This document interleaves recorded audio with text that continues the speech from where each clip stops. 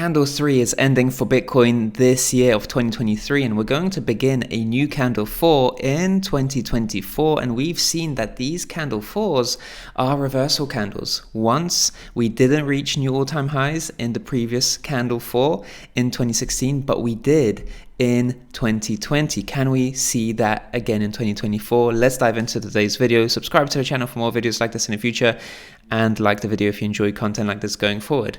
So we'll be talking about this 4-year cycle in a bit more detail. Candle 3. What a Candle 3 this has been. It's been the strongest Candle 3 in history. And we've seen a similar Candle 3 that saw a lot of strong performance, but we saw rejection at the Candle 3 resistance, which is a 3-year resistance of Candle 1, 2, and 3. And we have the same thing forming right over here. Candle 1 being the rejection point, Candle 2 being going into a bear market, and Candle 3 very close to that 46k 4-year cycle resistance. And we tend to see rejection for 3 years at these 4-year cycle resistances. And so we saw the same thing in the previous 4-year cycle. Even we didn't see Candle 3 go as far as the 4-year cycle resistance, but this continues to be that 3-year resistance that price can't breach. And I think we're going to see a repeat of history in this case as well. We won't break beyond 46k this year. However, going into the new year of 2024, when we see a new Candle 4 begin, then it will be very interesting. However, before we do see that, really important to note that wherever we close the Candle 3 year, that's where the Candle 4 year begins, of course, but we do see downside wicking here as well. Candle 3 closes its year, and then we see downside wicking in Candle 4 as well. So if we do indeed see a close on the 12-month time frame, on the yearly time frame in Candle 3 at these highs, really important to note that any downside wicking is going to be the very, very last opportunity to buy Bitcoin at a bargain buying price on a discount before we could simply change and go the other way, because that's been the case in the past. Notice how downside wicking early on in the year and then a rally to new all-time highs in this case, and probably even in this case of 2024 as well. But just notice how downside wicking early on in the year, and then we rally to new highs that we haven't seen in many years. We break the 4-year cycle resistance in Candle 4. Just notice how this happens in every Candle 4. So that's essentially giving us a signal that early on in Candle 4 2024, we could see downside wicking as the last retrace, and then break beyond 46k to rally into the 50s. Will we break to new all-time highs in 2024? It's very difficult to say. We've seen that happen in Candle 4 in the past, but we've also seen it not happen in the past. So maybe with the ETF approval, that could be a strong catalyst to break us to new all-time highs. But I know that if history repeats, we'll at least see a break beyond 46k and even into the 50s. That's definitely something Bitcoin can do. And we've been talking about this analysis on what to think about in the future. This is an analysis that I shared in December 29th, 2022, where we spoke about Bitcoin having a 180% target to rally to 46k, and it's based on these principles that we've seen this entire rally already take place. We've seen a 100% rally to 46k.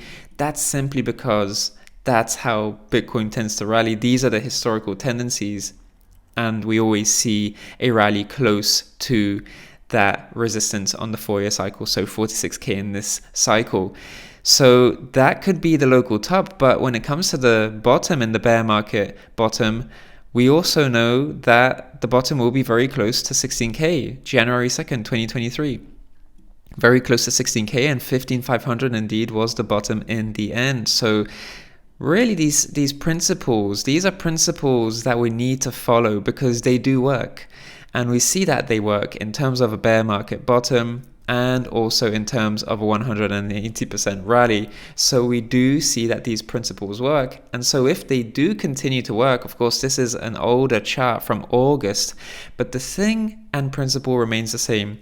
that we tend to see a higher low in the candle 3 and candle 4 downside wicks. So we tend to see that downside wicking in candle 4, and we could see that downside wicking once again. But because we've rallied already to the 4-year cycle resistance, then this higher low isn't going to see a bottom around the 20k region, but we could see a rejection into somewhere here, for instance, into the 30k region, for instance. But this higher low would then be much steeper. The slope to this higher low would be much steeper at a sharper angle. Nonetheless, that higher low is still something that we should be looking at, because we've seen that happen in the past. And it's very easy to think to ourselves now, well, it probably won't happen like we saw back here. The market is different.